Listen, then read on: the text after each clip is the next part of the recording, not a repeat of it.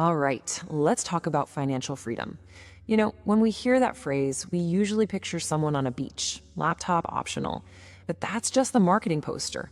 The reality is, well, it's a lot more interesting. Today, we're going to get past all that and look at the real math and, honestly, the surprising feelings behind it. We'll explore what it actually feels like to be financially trapped versus free, and then lay out a real path to get from one to the other. Let's do this. So, I want you to just picture two different Mondays. For person number one, the first thing they do when they wake up is check their bank account. It's this automatic reflex, kind of like touching a bruise just to see if it still hurts. And yep, it still hurts. Their whole day is shaped by things they have to do. Now, person number two, they wake up on that same Monday in a similar house, but their day feels like a choice they made, not a prize for just surviving another week. They get to decide if they start with emails or a walk. That's the difference we're digging into today. Okay, so how is it even possible to earn a really good salary, but still feel totally trapped? This gets us to something I call the invisible treadmill. It's this weird state where from the outside, it looks like you're crushing it, but on the inside, you're just running as fast as you can to stay in the exact same place. Let's make this real. Meet a hypothetical household. We'll call them the Gerkas. They're both professionals, bringing in a combined income of about $139,000 a year. That puts them solidly in the upper middle class. On paper, they should be feeling great, building for the future. But that is not how they feel. They feel like they're living paycheck to paycheck. So why? It is shocking how fast their take-home pay, about $8,200 a month, just vanishes. Housing alone, that's the mortgage, the taxes, maybe a surprise plumbing bill. That eats up almost 40% of their income right there. Then you add in 2 car payments, student loans, insurance, groceries, and suddenly that big salary feels a whole lot smaller.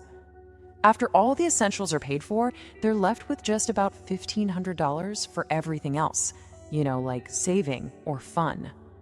And look, this isn't about them being irresponsible. The Garkas made totally reasonable choices every step of the way, but those choices have led them to a place where one unexpected car repair can become a real problem. One layoff could be a full-blown crisis. You see, it's not poverty, it's this constant low-level hum of anxiety about what might break next. Now, here's the crazy part, the hidden cost. Research has found that this kind of financial stress actually lowers your cognitive function by about 14 IQ points. That is the same drop you'd see if you just stayed awake for 24 hours straight. So think about that.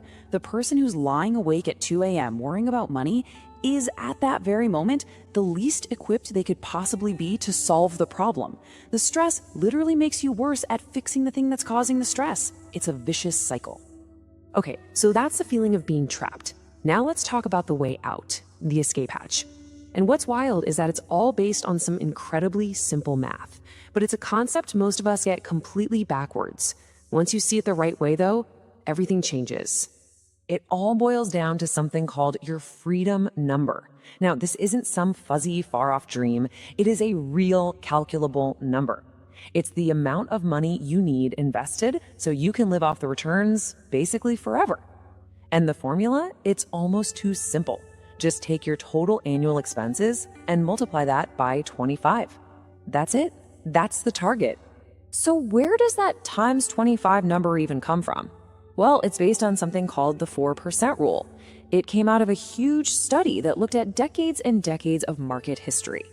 And what they found was that a balanced portfolio could almost always sustain a 4% withdrawal each year, adjusted for inflation, for at least 30 years. So if your expenses are 4% of your investments, you've pretty much made it. And this right here, this chart shows the single most powerful lever in this entire equation. And spoiler, it's not how much you earn, it's your savings rate. Look at this. If you save just 10% of your take-home pay, you're looking at about 51 years to reach freedom. Oof.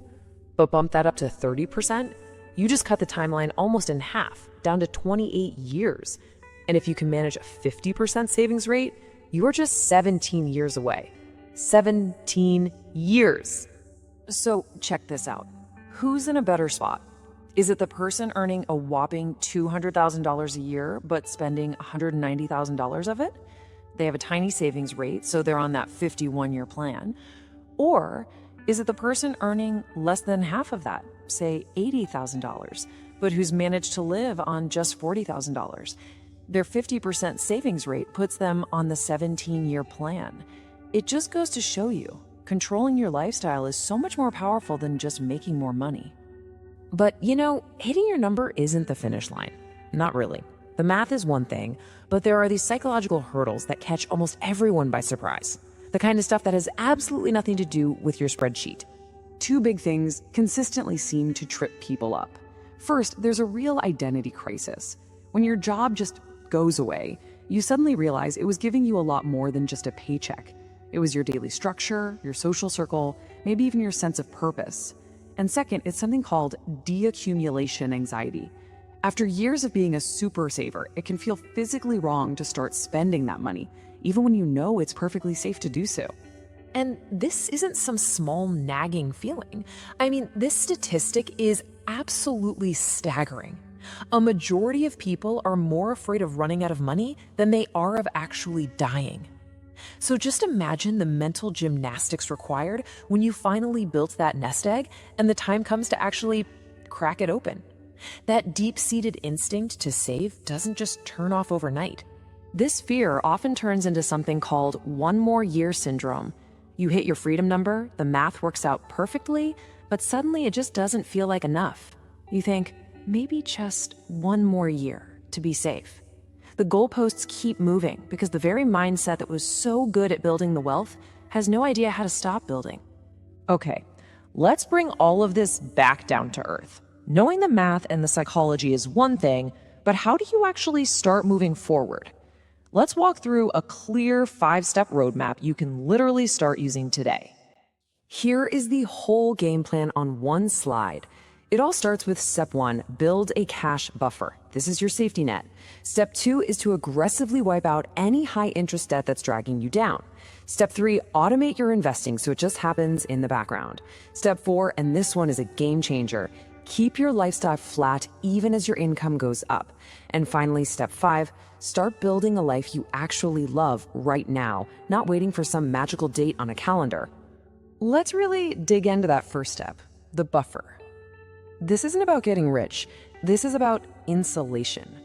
Having 3 to 6 months of your living expenses sitting in a boring savings account is a total cognitive reset.